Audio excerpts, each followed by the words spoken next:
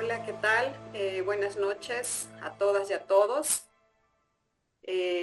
Gracias a la audiencia que nos acompaña este día. Y bueno, pues hoy platicaremos sobre uno de los temas que ha ocupado mucho la atención de los medios de comunicación y de los expertos en esta materia, ya que estamos muy próximos a la designación de las diputaciones y las senadurías. Vamos a platicar sobre la sobrerepresentación de algunas fuerzas políticas y por consecuencia de la subrepresentación de otras a partir de los resultados electorales del pasado 2 de junio, ¿no? Y solo para poner un poquito en contexto el tema, me gustaría dar un par de datos históricos. Lo primero sería recordar que fue en la reforma de 1996 en la que se incorporó la regla que conocemos actualmente sobre la representación y donde se regula la subrepresentación y sobrerepresentación, que en esta época en la que se dio esta reforma en el 96, pues ya teníamos la figura de las coaliciones, pero con diferentes reglas, ¿no? Una de las principales reglas que se tenía era que se consideraba la coalición como un solo partido político y para ciertos efectos pues eso ayudaba. Pero en el 2007 se modificó esta facultad, principalmente en cuanto a las coaliciones, esta facultad que tenían antes de que fueran ellas mismas a través de sus convenios las que estipularan la forma en que cómo se repartían los votos y las curules, por lo que actualmente hay todos conocemos que hay una votación diferenciada. Cuando votamos por una coalición podemos votar de manera individual por cada fuerza política y no como se realizaba antes por el conjunto de partidos políticos, ¿no? Sin embargo, sigue habiendo un tema con las coaliciones porque se les permite siglar la postulación de ciertos cargos a elección popular con determinado partido político, aunque la candidatura no corresponde a esa fuerza política, ¿no? Y bajo este contexto es que actualmente tenemos una problemática, ya que se ha derivado de la votación que se obtuvo en las elecciones a nivel federal principalmente, en este proceso en las que contendieron dos grandes coaliciones y que según los cálculos que se ha realizado respecto a la asignación de las curules por representación proporcional y las senadurías, pareciera que va a haber una sobrerepresentación del partido político Morena y sus aliados y por consecuencia una subrepresentación de las demás fuerzas políticas. Y sobre esta situación, pues hay quienes han expresado su inconformidad y han referido que esto es un fraude a la Constitución, y hay otro grupo de especialistas que defienden la constitucionalidad de la estrategia implementada por las coaliciones, dado que hay reglas en la Constitución y en la normativa electoral que prevé o permite estas reglas, estas previsiones. Ahora, si bien es cierto que este tema está causando mucho revuelo en esta elección en especial, creo que también tenemos que recordar que la problemática no es novedosa, ¿no? Tenemos desde hace varios procesos electorales hablando sobre este tema de la sobrerepresentación e incluso con otras fuerzas políticas, no solo a nivel federal, sino también en las entidades federativas se da esta problemática, y para eso pues están aquí esta noche nuestra invitada y nuestro invitado para que nos ayuden a disipar algunas dudas o que nos ayuden a seguir reflexionando sobre este tema, ya que creo que al ser un tema tan técnico, a veces necesitamos ejemplificar o del apoyo de los expertos para que nos puedan apoyar en esta explicación, ¿no? Y entonces, pues ya para no restar más tiempo a nuestros invitados, voy a presentárselos de manera muy breve, con una semblanza resumida. Primero, pues a Bárbara Torres, ella es licenciada en Derecho por la UNAM, maestra en Derechos Humanos y Democracia por la Flaxo México, Su trayectoria profesional se ha desarrollado en la relación entre derechos humanos, democracia y feminismos. Entre 2015 y 2023 se desempeñó como asesora en el Consejo General del Instituto Nacional Electoral, donde trabajó temas de género, derechos humanos, quejas y denuncias de partidos políticos, violencia política, así como investigación aplicada. Ha colaborado con diferentes autoridades en el posicionamiento de temas sobre género y derechos de la mujer en la Agencia Nacional, así como consultora electoral y constitucional. Bienvenida, Bárbara. Javier Gracias. Martín es doctor en Derecho por el Instituto de Investigaciones Jurídicas de la UNAM, maestro por la Universidad de Columbia en Nueva York, licenciado en Derecho por la UNAM y licenciado en Ciencias Políticas, Política y Relaciones Internacionales por el CIDE. Es autor del libro Reforma en materia de justicia cotidiana, coautor de La República Laica y sus libertades, la reforma a los artículos 24 y 40 constitucionales y coordinador de Ni Tribunal ni Electoral. Se ha desempeñado como profesor de Derecho Constitucional, Derechos Humanos, Argumentación Constitucional, Instituciones Electorales y Argumentación Jurídica. Sus líneas de investigación están relacionadas con el derecho constitucional, la interpretación y la argumentación jurídica, la enseñanza del derecho, la justicia electoral, la laicidad y los estudios jurídicos empíricos. Bienvenidos y de nueva cuenta a los dos, gracias por el tiempo que le están destinando a este espacio. Platicábamos que hay tantos temas ahorita en boga, que así que bueno, pues más privilegiada el día de hoy por poder contar con su presencia.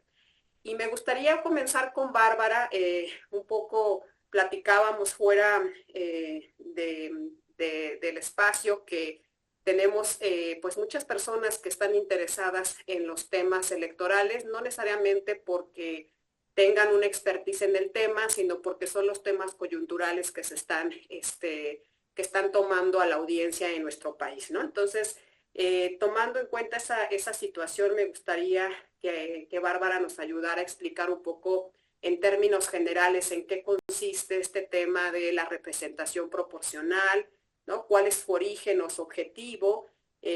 ¿Cuál es su finalidad en el sistema democrático y cómo está regulada en nuestro país? Para darnos un poquito de contexto. Adelante, Bárbara, gracias. Gracias, Nadia. Y un saludo, primero que nada, a quienes están aquí acompañándonos esta tarde-noche. También un gusto saludar a Javier Martín, mi compañero en esta mesa. En un tema que yo creo que sin duda ha tomado una relevancia, sobre todo en medios en las últimas semanas, y que creo además que va a ser un tema que no va a bajar la guardia.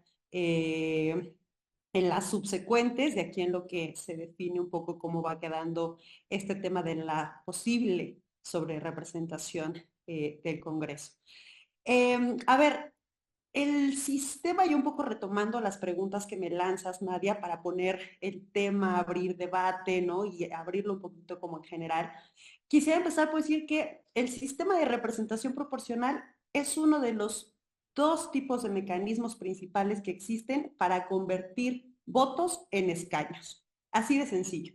Tenemos dos principios para hacer esto, el de mayoría relativa y el de representación proporcional. Ahora, creo que es muy importante que veamos al principio el principio de representación proporcional en contraposición al de mayoría relativa. Esto porque en México, cada vez que vamos a las urnas, elegimos representantes por ambos principios, lo que nos convierte en un país con sistema mixto. Es decir, elegimos a 300 diputaciones por mayoría relativa y a 200 diputaciones por representación proporcional. Y en la Cámara de Senadores, 96 senadurías se asignan por el principio de mayoría relativa, primeros y segundos lugares, y 32 por el principio de representación proporcional. Por eso, déjame ampliar un poquito la pregunta, Nadia, a fin de dar un panorama más amplio de lo que nos jugamos cuando hablamos de sobrerepresentación. Y para ello creo que es importante tener claridad en cómo distinguir, digamos, el objetivo y los principios de representación proporcional y mayoría relativa por otro lado. A ver, Tradicionalmente, ¿no? La representación por mayoría y la representación proporcional han sido definidas de la siguiente manera. Se habla de representación por mayoría cuando las candidaturas son elegidas por haber alcanzado la mayoría de votos. Sencillo, quien tiene más votos gana el lugar, gana el escaño. El resto de los votos se desecha. Por su parte, la representación proporcional se da cuando los escaños se reparten según el porcentaje de votos que obtenga un partido político. Es decir, todos los votos se toman en cuenta. Aquí de entrada ya podemos empezar, digamos, por reconocer que cada principio de representación está pensado para alcanzar objetivos políticos distintos. Y de hecho, diríamos incluso que parecen ir a lados contrarios. El primero, es decir, el de mayoría, da el triunfo total a un partido político por haber obtenido la mayoría en las urnas, mientras que el de representación proporcional asigna escaños a todos los partidos según el apoyo que obtengan. Es decir, ninguna fuerza política, por pequeña que sea, se ignora y todos los votos cuentan.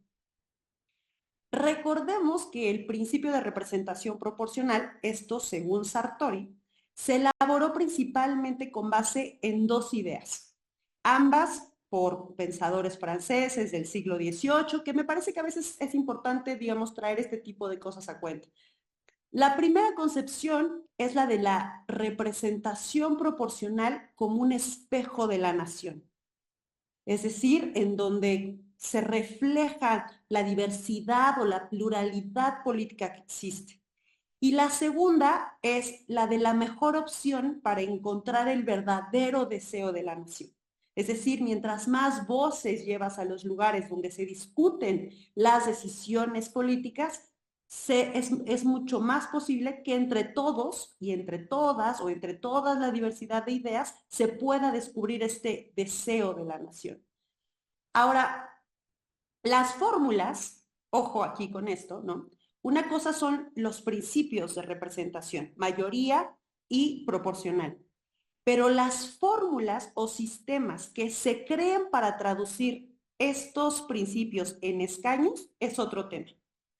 Lo que me interesa aquí resaltar para empezar, ¿no? Es que el origen del principio de representación proporcional tiene una utilidad específica, que es dar representación a una sociedad en su pluralidad, no solo a una fuerza política.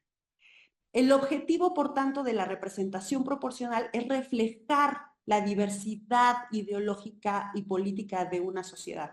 Aquí la pregunta que importa no es quién obtuvo más votos, quién es mayoría, ¿no? Sino cuál es el peso de las distintas fuerzas políticas dentro del sistema. Lo que la representación proporcional hace es, por tanto, darle valor a todos los votos emitidos, no solo a los del partido ganador. Mientras los votos de los derrotados no cuentan para el principio de mayoría relativa, el principio de representación proporcional distribuye resultados por igual para los partidos, es decir, de acuerdo al porcentaje que hayan obtenido. Por tanto, son principios con lógicas distintas, casi diríamos que antagónicas. El de mayoría relativa busca conformar mayorías parlamentarias, mientras que el de representación proporcional busca reflejar la pluralidad de la sociedad. Ahora, ya decía y adelantaba en un principio, ¿no? Nuestro sistema en México es mixto,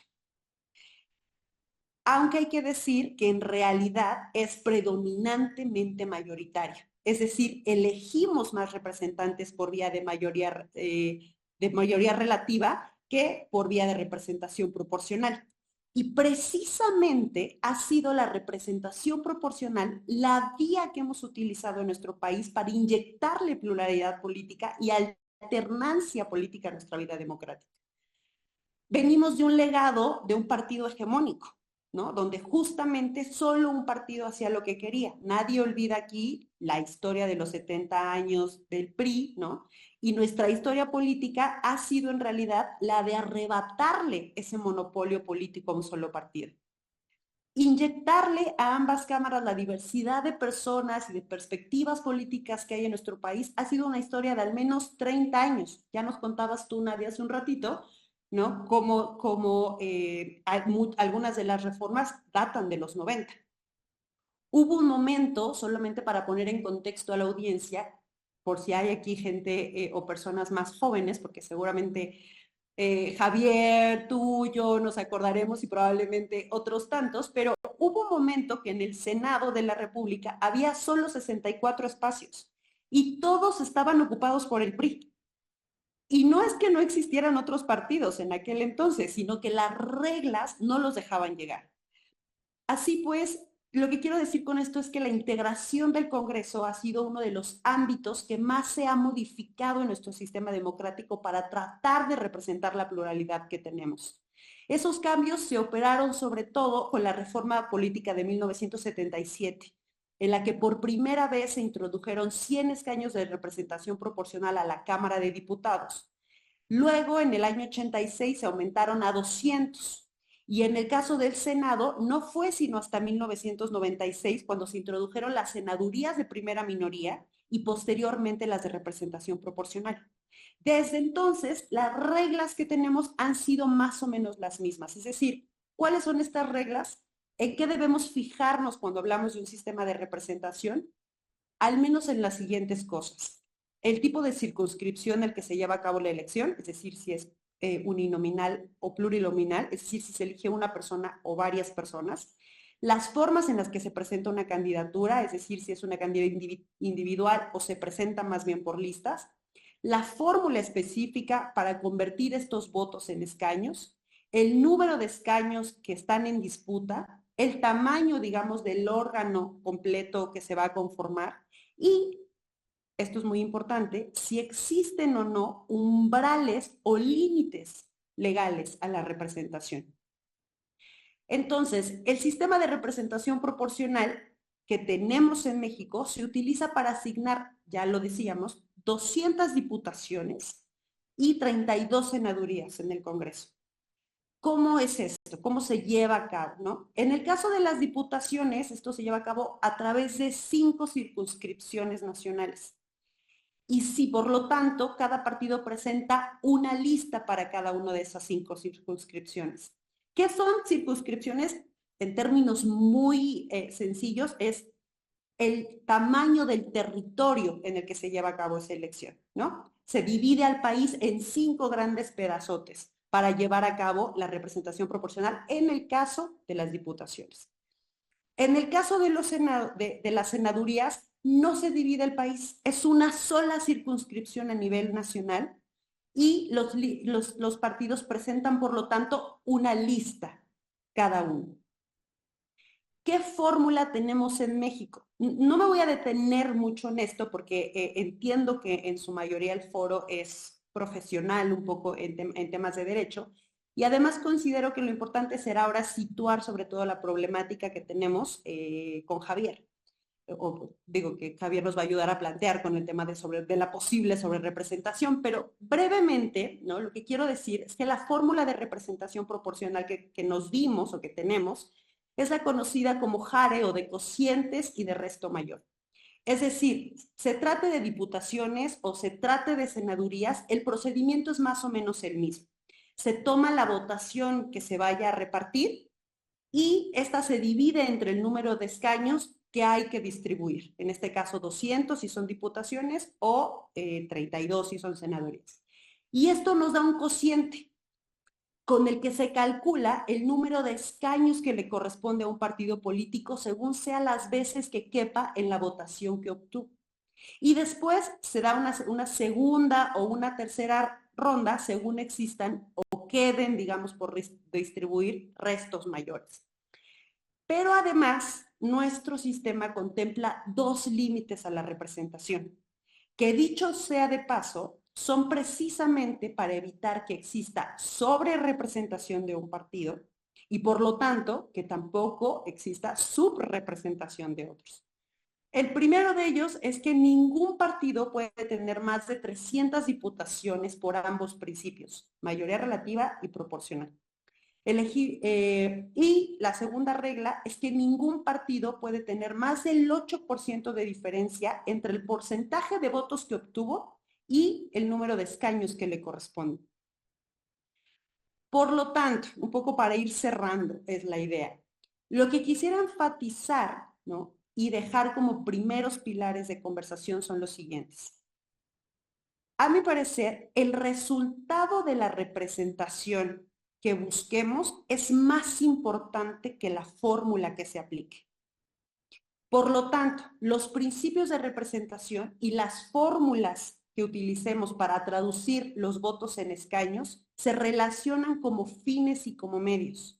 El principio es el fin que se busca y la fórmula que se tenga debe evaluarse según se logre o no ese medio para alcanzarlo.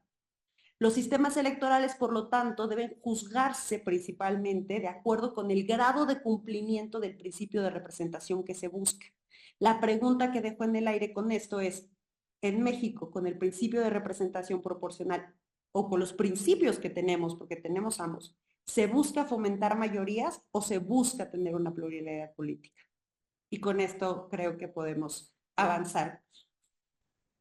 Muchas gracias, Bárbara. Creo que, bueno, nos creo que con tu explicación nos queda muy claro, ¿no? Cuál es no solamente el sistema que tenemos en nuestro país, sino el objetivo con el cual fue creado y la razón por la que fue creada, ¿no? Creo que algo que nos ayuda mucho a poder interpretar y entender nuestro marco normativo en materia electoral es conocer el contexto en el que se dio y la razón por la cual se otorgan esas reglas, ¿no? Entonces, ahí pues justo con este contexto y esta explicación maravillosa que nos dio Bárbara, Javier, yo me gustaría que platicáramos sobre por qué vuelve a ser relevante este tema, ¿no? O sea, por qué qué sucedió en este proceso o qué ha sucedido en estos últimos procesos con respecto a al tema de la sobrerepresentación en el Congreso de la Unión,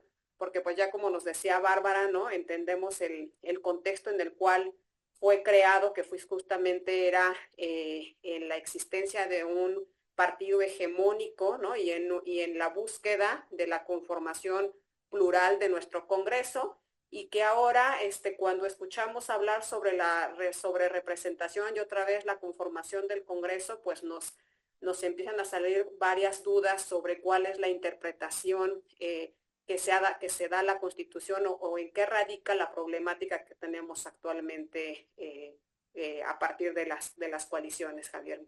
Adelante.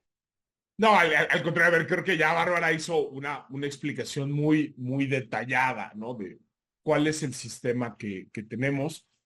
Obviamente no tenemos un sistema de proporcionalidad puro, ¿no? Como otras democracias sí lo tienen, bajo el ideal de que todos los votos valen o deberían de valer lo mismo, pues claramente ese sería un mucho mejor sistema. Y para poner un ejemplo sencillo, ¿no? Si un partido político saca el 40% de los votos, se queda con el 40% de los escaños.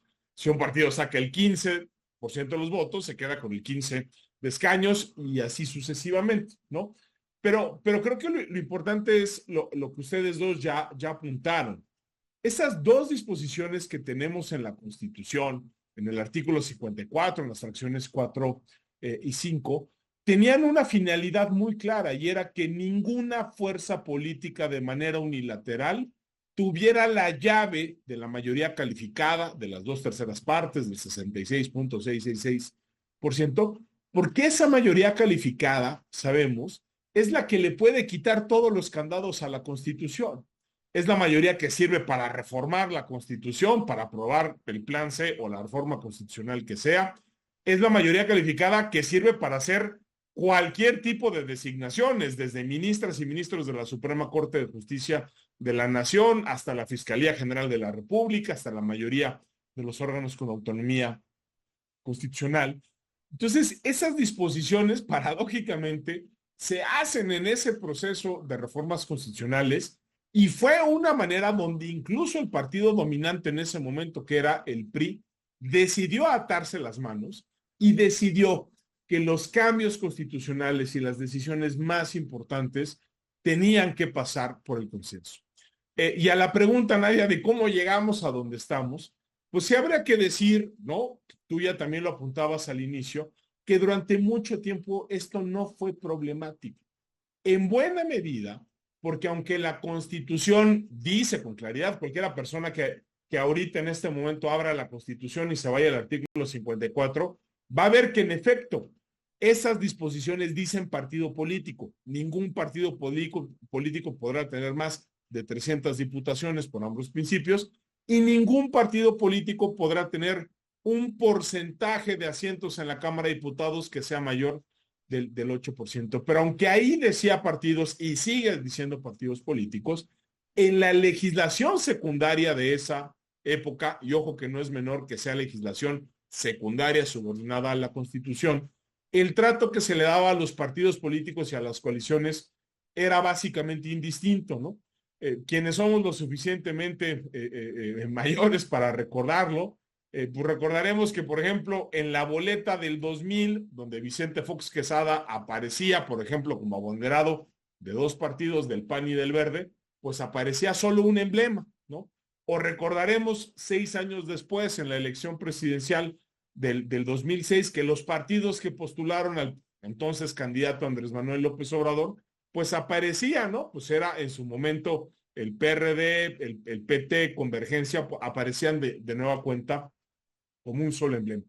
Y cuando vemos no solo la legislación de esa época, sino las decisiones de los tribunales, ¿no? De la Sala Superior del Tribunal Electoral, cuando resolvió las impugnaciones que se presentaron en contra de esa elección, era claro que la interpretación que se hacía del 54 era partido político si iban solos o coalición si iban separados, porque sería absurdo pensar que ese tope no se le puede aplicar a una coalición, como muchísimas otras disposiciones se le aplican a las coaliciones, aunque la Constitución diga nada más partido político.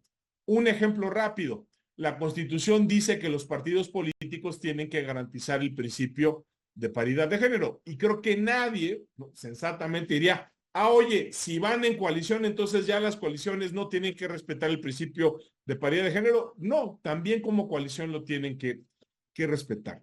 ¿Qué fue lo que pasó, Nadia? Sintetizo así muy rápido una historia larga y compleja. Yo te diría dos cosas. La primera es, como bien dices, ese cambio que se da en 2007 a nivel de ley secundaria, donde se empieza a tratar de manera diferenciada, ¿no?, a los partidos políticos y a las coaliciones. Es importante enfatizar que es un cambio en ley secundaria, porque un cambio en una ley secundaria no puede cambiarnos la interpretación original de la Constitución. Pero también hay que decir que las autoridades electorales, ¿no?, tanto el IFE y luego el INE en su momento como el Tribunal Electoral, cambiaron la interpretación de la Constitución y empezaron a considerar que ese tope de sobrerepresentación solo le aplicaba a los partidos políticos y no a las coaliciones. ¿Y qué fue lo que hicieron los partidos políticos? Pues empezar a darle la vuelta al tope con el esquema de coaliciones. Pongo un ejemplo muy significativo, revelador, que nos dice hasta dónde ha llegado esta estrategia de los partidos, que hay que decirlo, primero fue del PRI y del Verde, y después Morena y aliados dijeron, pues si los otros lo han hecho, ¿por qué nosotros no lo vamos a hacer? Mario Delgado, todos sabemos que desde hace muchísimos años, perdón que se me fue la luz, pero bueno, me cambio rápido, ¿no? Pero les decía, creo que todas y todos sabemos, pues, que Mario Delgado, pues, es un militante de Morena, no solo ha sido militante, es hoy dirigente nacional de Morena. En su momento, ¿no?, fue coordinador de la bancada de Morena a partir de la elección del 2018. Y sin embargo, en 2018, la coalición que lo postuló dijo que ese triunfo se le tenía que contar al PT y que Mario Delgado en realidad era un diputado del PT. Y uno diría, bueno, pero ¿por qué diantres Mario Delgado va a contar como diputado del PT si milita en Morena, es el coordinador de la bancada en Morena, pertenece al grupo parlamentario de Morena y después brincó a ser dirigente nacional de Morena? Precisamente porque los partidos políticos dijeron, vamos a disfrazar como petistas a morenistas para que no nos cuente con el tope de sobrerepresentación. Entonces, lo que han hecho los partidos políticos es utilizar el régimen de coaliciones para darle la vuelta a la Constitución y para convertir ese tope que debería de ser el 8% en un 16% si van dos partidos, en un 24% si van tres partidos políticos, y el otro decía, le decía a un querido colega, y ojalá luego no se den cuenta que si van en coalición 4 o 5, pues le pueden seguir multiplicando hasta llegar, ¿no?, al 32, al 40%, a la cifra que sea, ¿no? Por eso creo que no solo yo, muchas otras personas que nos dedicamos a estos temas, hemos tratado de decirlo con claridad. Eso es un verdadero fraude a la Constitución. ¿Por qué? Porque se está utilizando un esquema que en principio es perfectamente legal. Nadie está cuestionando que los partidos políticos puedan ir en coalición, pero se está utilizando con una finalidad que es abiertamente contraria a la idea que estaba detrás de la redacción del artículo 54 constitucional, y se ha utilizado eso para llegar a absurdos como los que podríamos tener, ¿no?, en esta elección si el Tribunal Electoral no lo corrige. Morena y aliados sacaron algo así como el 54% de los votos. Son muchísimos votos. Sí, ganaron como nunca nadie había ganado. O sea, eso nadie se los va a discutir. Pero el 54% es un poco más del 50%, es poco más de la mitad. Y con ese 54% como coalición, pretenden quedarse casi con el 74% de la Cámara. Entonces, esto es como si estuviéramos dividiendo un pastel. Es como si alguien pone un poquito más de la mitad y dice, yo me quiero quedar con 3/4 partes, ¿no? Y eso lo que generaría son absurdos como, por ejemplo, el hecho de que el Partido Verde, que sacó menos de la mitad de los votos que el PAN, se quedaría con más diputados que el PAN y sería la segunda fuerza en la Cámara de Diputados, lo cual es completamente absurdo. Bueno, esas son las consecuencias, ¿no? De nueva cuenta, tiene que ver con las reformas legislativas, sí, tiene que ver con las decisiones que han tomado las autoridades electorales, pero sobre todo tiene que ver con una estrategia deliberada de los partidos políticos que han encontrado en el régimen de coaliciones una manera de darle la vuelta a la Constitución, ¿no? Ese, yo diría, jurídicamente creo que es el problema más grave, ¿no? Sí, gracias, Javier. Pues yo,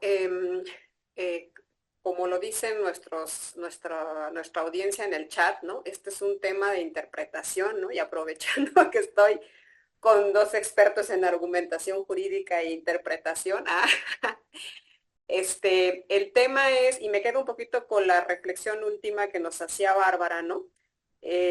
Sobre el principio de pluralidad, ¿no? De la conformación plural como bandera de la representación proporcional es el fin, ¿no? Sin embargo, la fórmula, pues es el medio, ¿no? Entonces, pensando un poco en esta situación y que justamente el problema es de interpretación, ¿no? Tenemos aquí mismo en el chat comentarios de nuestras amigas y amigos que hay quienes plantean esta posibilidad de hacer una interpretación de la Constitución y quienes dicen, bueno, si la Constitución dice partidos, pues entonces se entiende que la regla es para partidos, ¿no? Entonces, siguiendo un poquito este contexto, Bárbara, y antes de buscar alternativas, porque también lo que yo quería que platicáramos es, pues un poco pensando en propuestas, ¿no?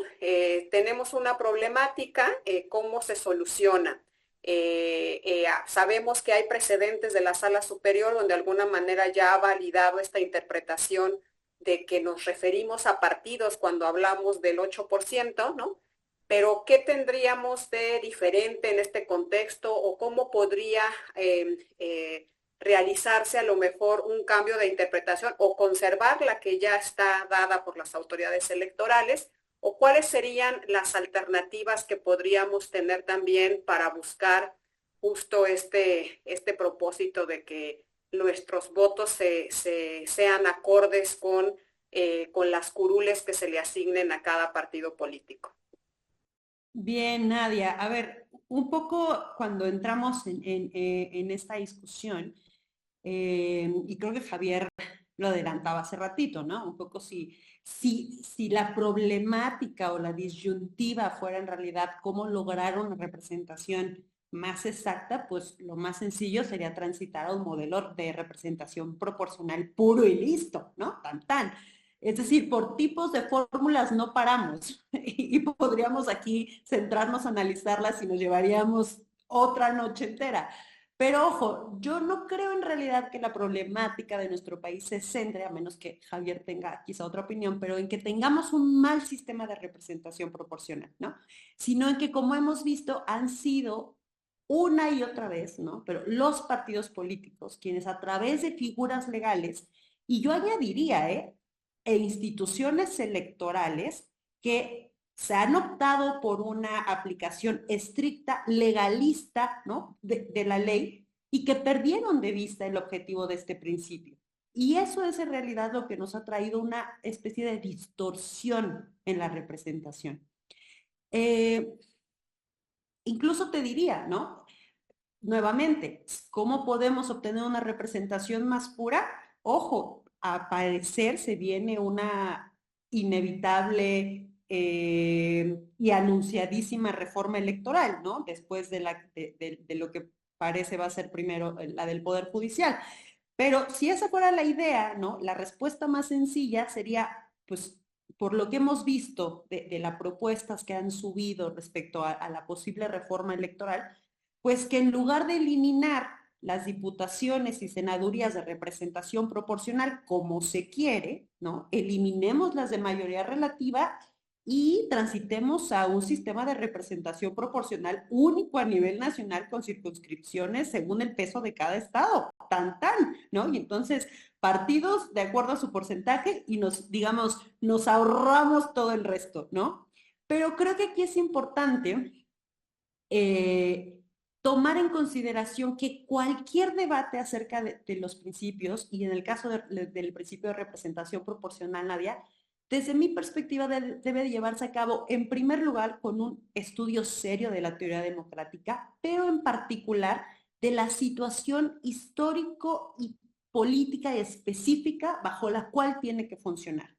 Y en nuestro caso, tenemos que poner en perspectiva lo que ya teníamos, es decir, un sistema de un partido hegemónico de 70 años, ¿no? Versus nuestra reciente democracia plural con un sistema de partidos bien que mal, un poco más competitivo de lo que teníamos antes, con reglas que hemos ido incorporando poco a poco para darle un poquito más de piso parejo a la competencia, ¿no? De equilibrio en ambas cámaras en términos de pluralidad política, pero que ahí va avanzando, ¿no? Y que hoy pareciera que en realidad, ojo, esto no es nuevo, ¿eh? Lo propuso en su momento, parece que es como una de las eh, gobierno, porque en su momento lo propuso Peña y en su momento también lo quiso hacer el PAN, la idea de eliminar la representación proporcional, ¿no?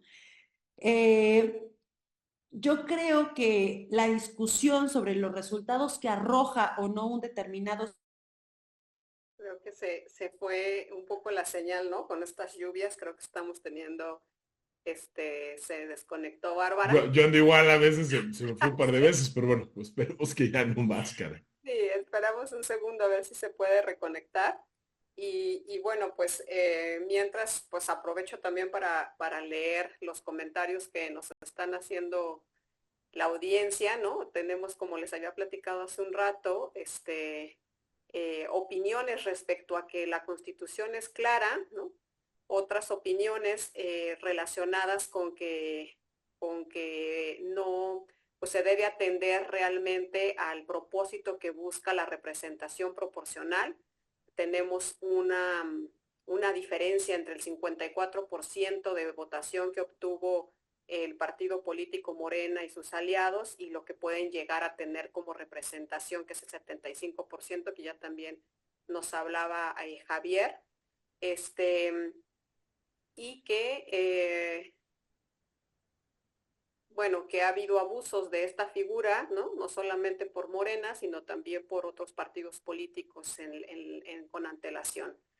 En lo que se conecta Bárbara, Javier, yo pues yo había pensado en su momento, ya sabes, nuestras soluciones siempre en la materia electoral es, entonces, aplicaría una reforma, ¿no? O sea, Claro. pienso que ya es un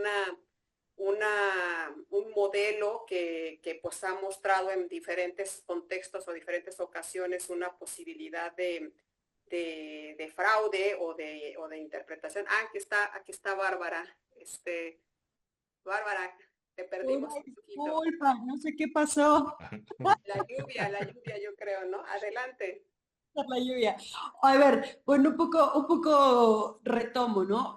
Yo creo que la perspectiva aquí, o lo que a mí me gustaría poner en perspectiva es, igual y digo, Javier puede tomar otra postura, pero yo todavía no soy tan fatalista, ¿no? Es decir, yo creo que sí hay todavía una batalla que dar por la representación proporcional y no, y digamos, hacer incluso una presión a nivel social y a nivel político hacia principalmente creo que nuestras instituciones electorales para decir, oigan, sí tienen la posibilidad de realizar otro tipo de interpretación de la norma que sea sistemática y que sea funcional para retomar lo que en realidad sabemos que, porque, a ver, cuando decimos sabemos, me refiero a que tenemos una exposición de motivos de la reforma del 96 cuando se introdujo este tope del 8%, que claramente decía que el objetivo era precisamente que no se formaran mayorías y mucho menos mayorías artificiales como las que tendríamos en caso de que hoy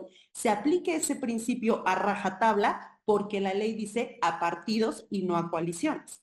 Es decir, ahí tenemos de entrada una gran defensa que dar en adelante. Y solo quiero poner un poquito en perspectiva, porque cuando hablamos solamente de generar mayorías, ¿no? A este nuevo gobierno, un poco que siento que uno de sus argumentos favoritos es sentir, ¿no? Gritar a los cuatro vientos que son mayoría, ¿no? Hace poco, justo preparándome para estar aquí hoy con ustedes, leía, ¿no? Algo que decía Alexis de Tocqueville sobre que es un pensamiento, un pensador clásico, digamos, liberal, que decía que para que el principio de mayoría relativa, es decir, el principio que forma mayorías parlamentarias, funcionara en una sociedad, tendrían que darse al menos tres condiciones. La primera, que exista igualdad social, y lo dejo aquí para que, ¿no? Cada quien responda a eso. Creo que en México no la cumplimos. La segunda es que exista un consenso político básico de la población para que así sea. Y la tercera es que exista realmente la posibilidad de que la minoría pueda después convertirse en mayoría. Y creo que cuando nosotros estamos arriesgándonos a que este tipo de interpretaciones que generan distorsiones en la representación, en los hechos, porque en los hechos lo que están haciendo es aplastar a otras fuerzas políticas, es precisamente ir en contra de lo que 30 años nos ha costado o nos había costado a través de las reformas que han fortalecido de alguna u otra manera el sistema de representación proporcional.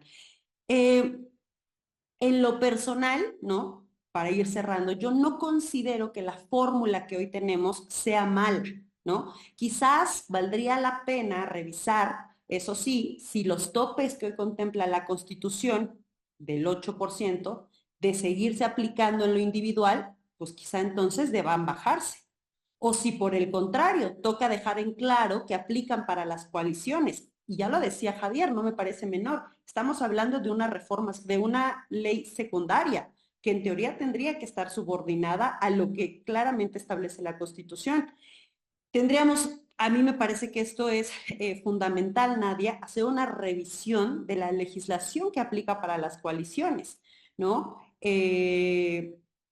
O que revisemos si en lugar de solo eliminar la representación proporcional como se ha propuesto en las reformas electorales, pues busquemos equilibrar ambos principios y lo que se quiere es tener un Congreso más chico, ¿no? Es decir, creo que es importante ponernos un poquito más serios en la discusión y siempre tener en la cabeza cuál es la ideal de la representación proporcional antes de querer modificarla.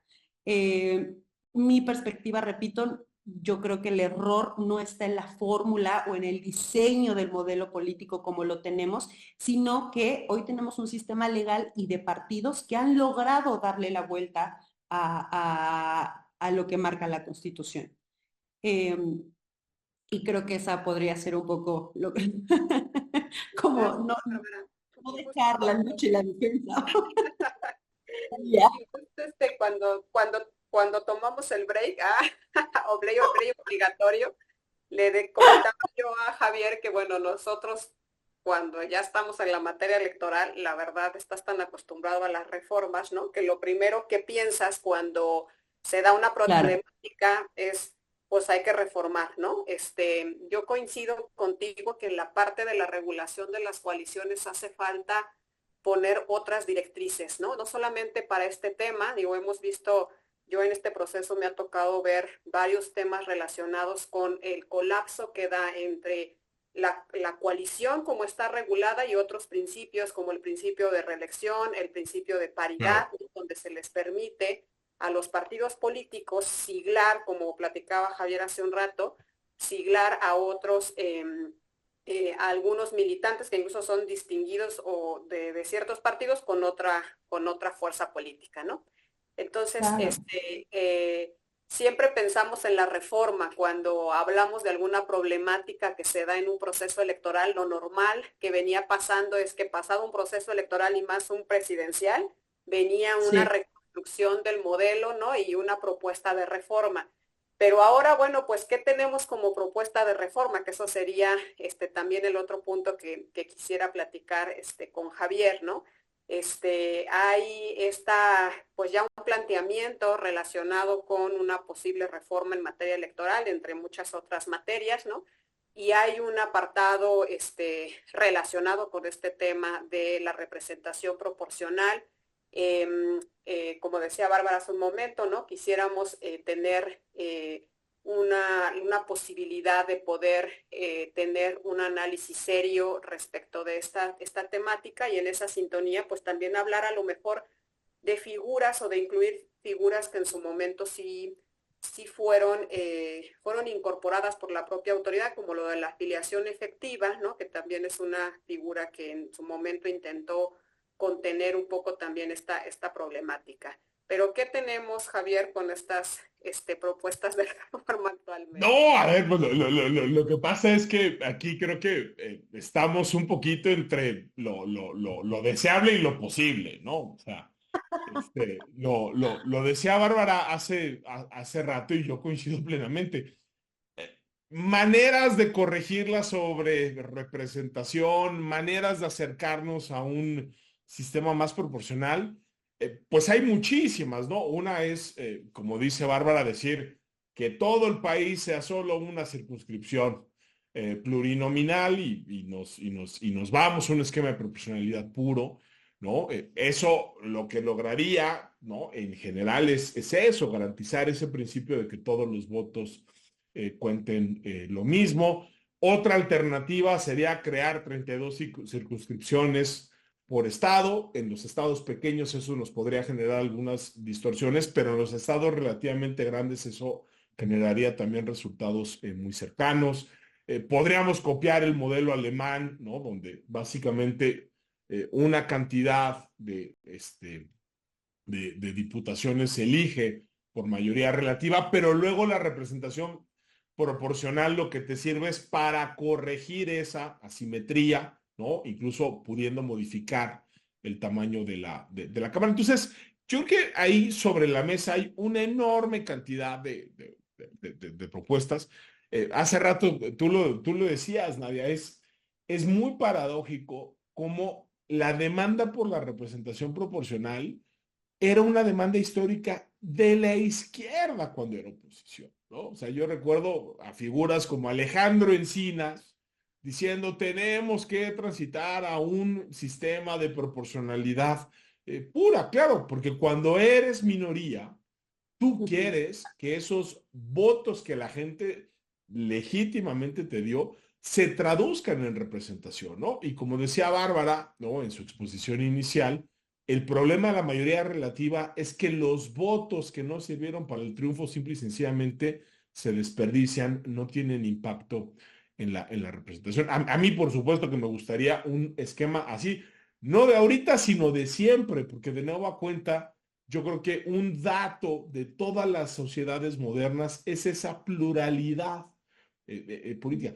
México, a pesar de los resultados de la elección, que fue contundente, sigue siendo una sociedad políticamente plural. De nueva cuenta, el 54% de los votos es el 54% de los votos, no es el 100, no es una unanimidad.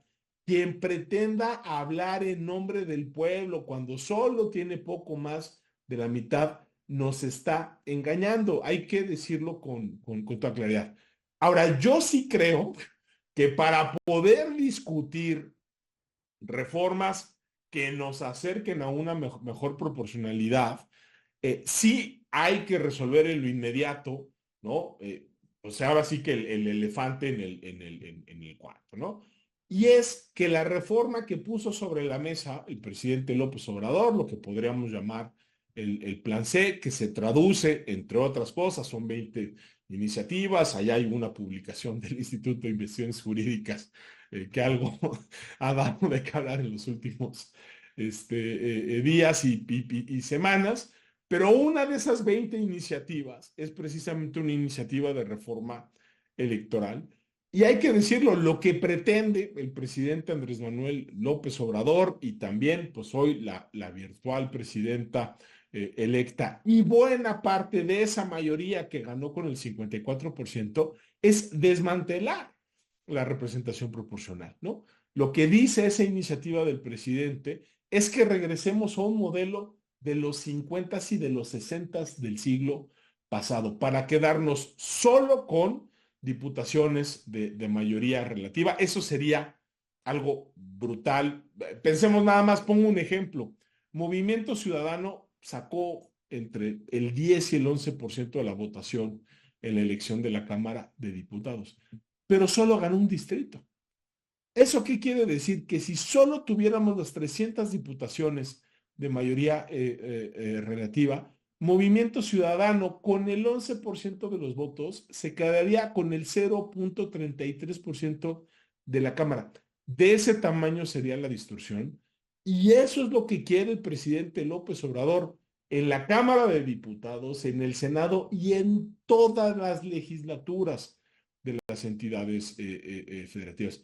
Por eso sí creo, y con eso termino y nada más para clarificar, yo no soy pesimista, ¿no? Digo, bueno, sí sé que el panorama es complicadísimo, pero yo sí creo dos cosas. Sí creo que para que una reforma de ese calado, ¿no? Tan regresiva como la que se propone, por lo menos en el Senado, incluso con las cuentas alegres de la secretaria de Gobernación, que un día dijo, pues yo me voy a autoinvestir como autoridad electoral y me voy a poner a hacer una asignación de diputaciones de RP en diputados y senadores sin tener ningún tipo de facultad. Pero incluso en esas cuentas que presentó la secretaria Luisa María Alcalde en la mañanera del presidente López Obrador, en el Senado no tienen la mayoría calificada. Y uno dirá, bueno, están a 3 o 4 votos. Bueno, sí, pero 3 o 4 votos son 3 o 4 votos. Si la oposición se mantiene unificada en el Senado de la República, no hay reforma electoral, ni la judicial, ni la electoral, ni la de la Guardia Nacional, ni ninguna que se pueda aprobar. Yo creo que hay que estar muy al pendientes de cuál es esa conformación final en el Senado. Y segundo, el tema de la impugnación en el Tribunal Electoral, en la Cámara de Diputados. Creo que tú le decías con mucha claridad, Nadia, oye, ¿hay precedentes que han validado esa posición?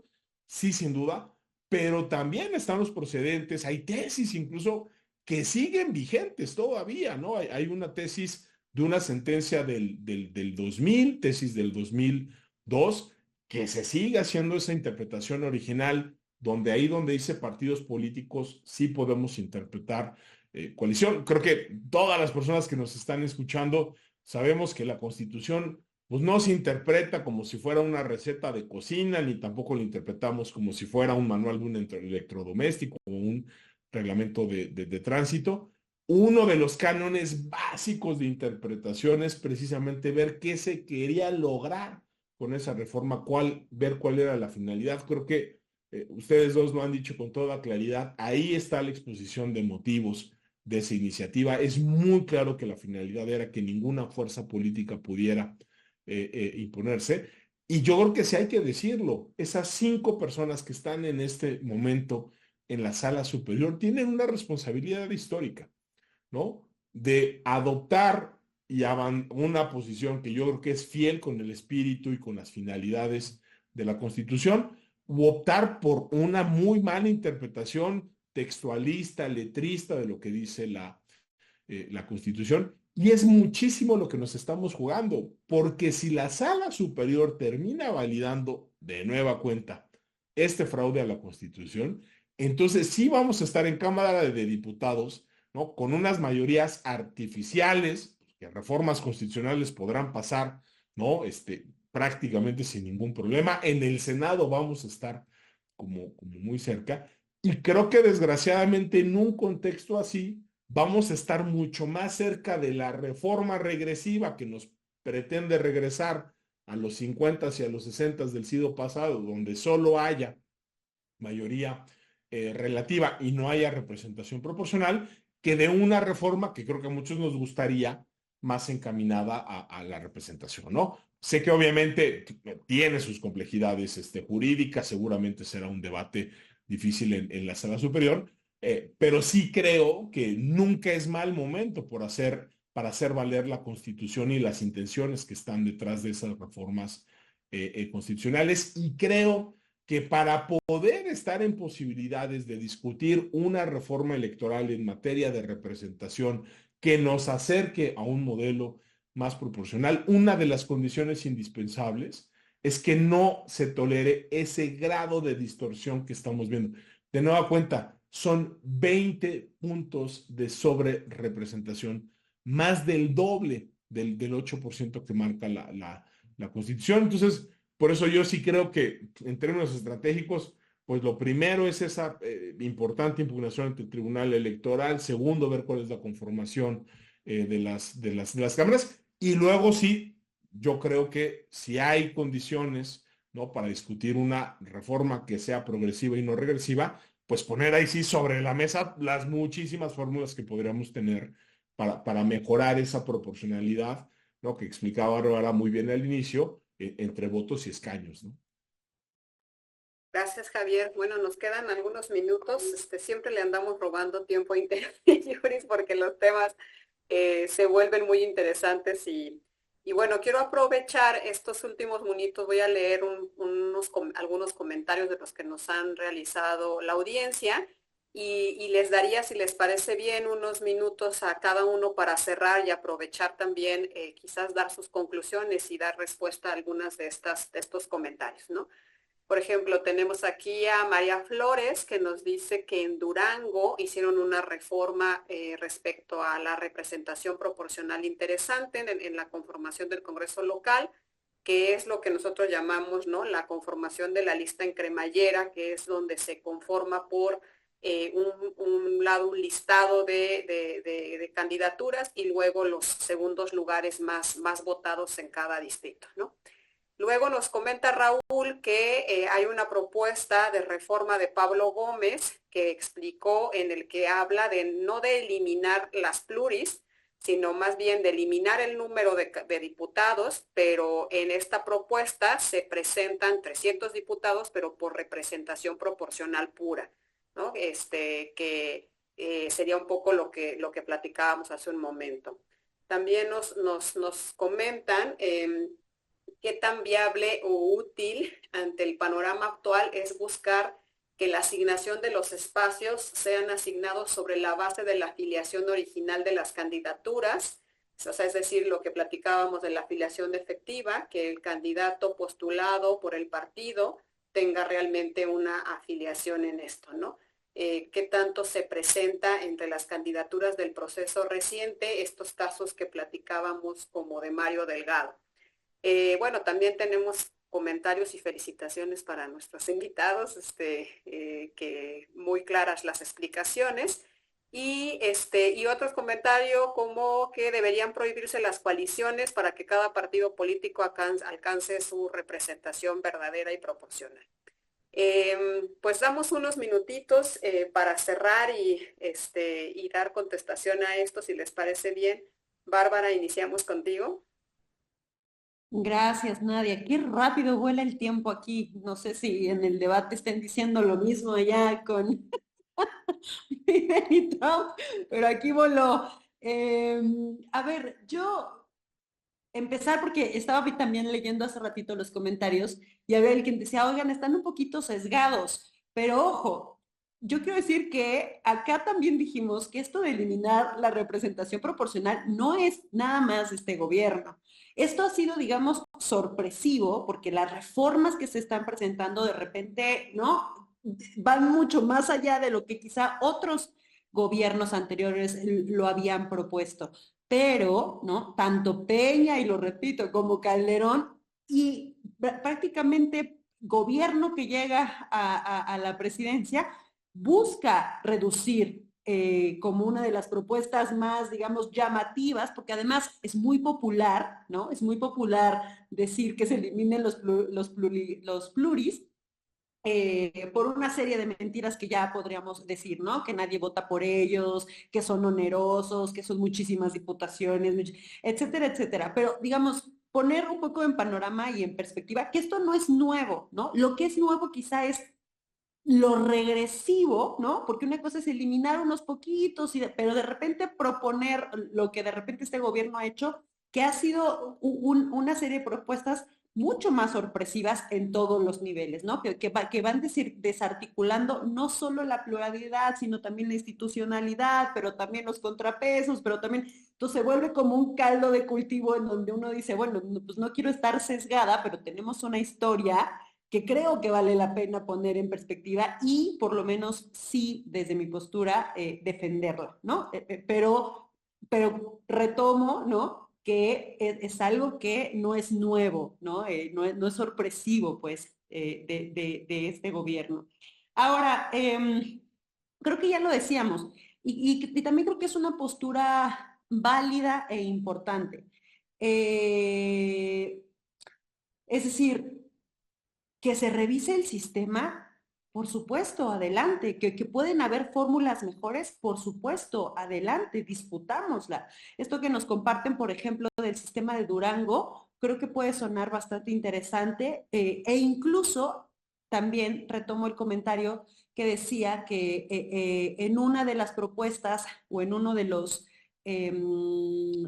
los formatos que se propusieron del famoso plan C, sí recuerdo haber leído que en realidad se eliminaban las diputaciones y se proponía casi que un sistema de proporcionalidad pura, ¿eh? Sí recuerdo que era una de las posibilidades que se estaban manejando y adelante. Lo que hoy creo que es importante poner sobre la mesa, es decir, no perder de vista la discusión, es que el problema quizá hoy no está en la fórmula de representación proporcional, sino en que los partidos han logrado darle la vuelta a través de figuras legales. Y retomo incluso el caso que tenemos en la Ciudad de México, ¿no? Lo que acaba de pasar en la asignación de la Ciudad de México fue también una cosa loquísima, porque lo que hicieron los partidos fue decir, oye, con esta cosa de la afiliación efectiva, disminúyeme los ganadores que tuve por mayoría relativa para que entonces yo pueda tener todavía más umbral de tope de representación proporcional.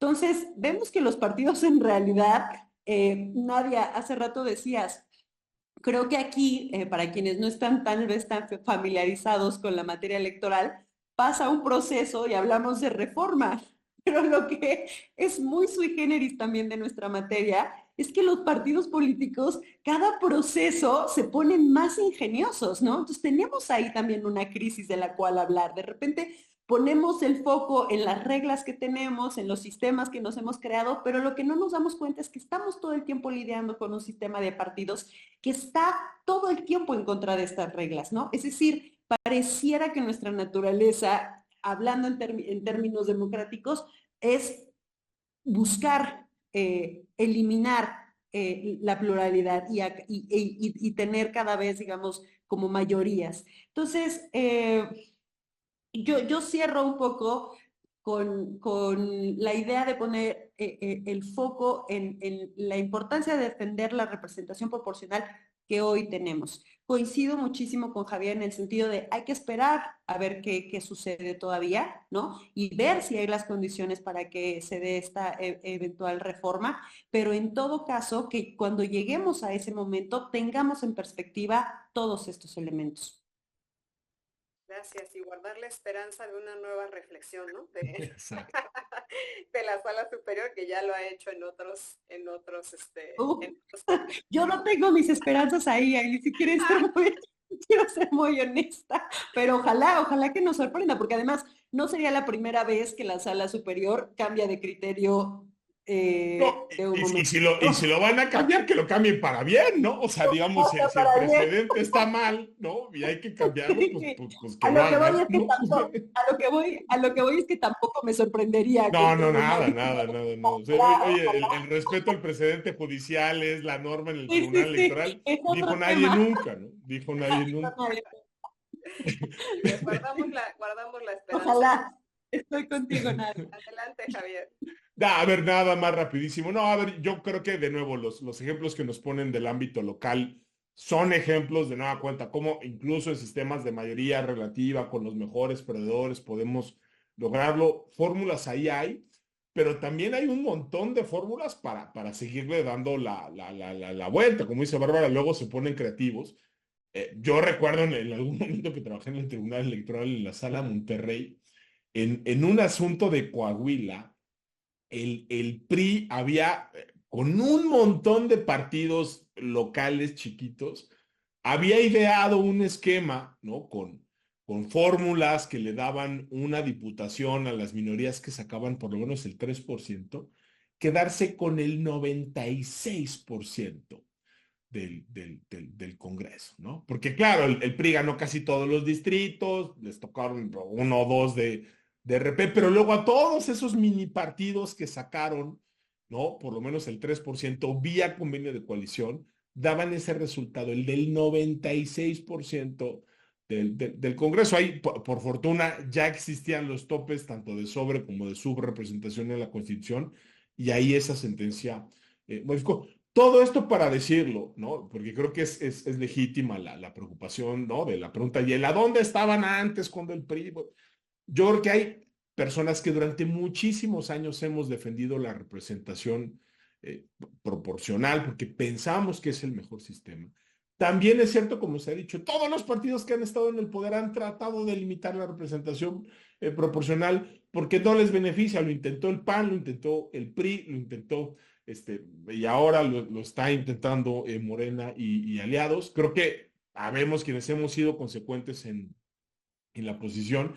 Y creo que quienes no han sido consecuentes son quienes pasaron de condición de ser oposición a ser ahora mayoría partidista. Cualquier persona que ahorita quiera, googlee Nexos Andrés Layuz, notas sobre el gobierno representativo, y van a encontrar un artículo de 2010 de don Andrés Layuz, que seguramente será algo en el próximo gobierno, secretario de Movilidad de Claudia Sheinbaum, donde se peleaba en un debate muy inteligente, además hay que decirlo, con José Córdoba Montoya, ¿no? Pues uno de los principales asesores de Salinas, y Córdoba Montoya en esa época, ¿no? Lo que defendía era la mayoría relativa, y Andrés Layuz, como buena parte de la izquierda en ese momento, defendía la representación proporcional, ¿no? Entonces, bueno, creo que hay que decirlo, ¿no? Los dos sistemas, como decía Bárbara, tienen finalidades, objetivos diferentes, pero respetar ese principio de que todos los votos deben contar lo mismo y de que la pluralidad tiene que ser expresada es algo que podemos lograr mediante la representación proporcional. Ojalá se corrija en sede judicial esto, porque yo tengo la impresión, y ya con eso termino, que el criterio de afiliación efectiva quizá pudo ayudar un poco en 2021, pero en este momento lo que pasó pues es que los partidos políticos ya tuvieron 3 años para hacer los ajustes, y qué es lo que seguramente hicieron, pues que ahora los diputados, ¿no? De Morena que quieren pasar por el del PT, ya se afiliaron al PT o ya renunciaron a Morena, ya hicieron los ajustes. Creo que hay muchas maneras de remediar esto, ¿no? Las impugnaciones de los partidos van a tener diferentes argumentos hasta donde alcanzo a ver, pero sí una de las soluciones más directas es precisamente pues esa interpretación teleológica, sistemática del artículo 54 y de entender que ese tope también aplica para las cuestiones. Pero bueno, un gustazo estar aquí otra vez, Nadia, gracias por la invitación y un gustazo estar aquí también contigo, Bárbara. Gracias a ustedes. Y bueno, pues como les dije, siempre nos robamos unos minutitos más porque se nos extiende el tiempo, se nos acaba el tiempo. Agradezco mucho también a la audiencia que nos acompañó, sus participaciones y bueno, y los invito a que el próximo mes continuemos platicando sobre derecho electoral en esta serie de Hablemos de Derecho Electoral y de nueva cuenta, pues un gusto coincidir con Bárbara y con Javier. Gracias y buenas noches. Gracias Javier, gracias Nadia y gracias a todas y todos, Canica. Un gustazo, buenas noches a todos.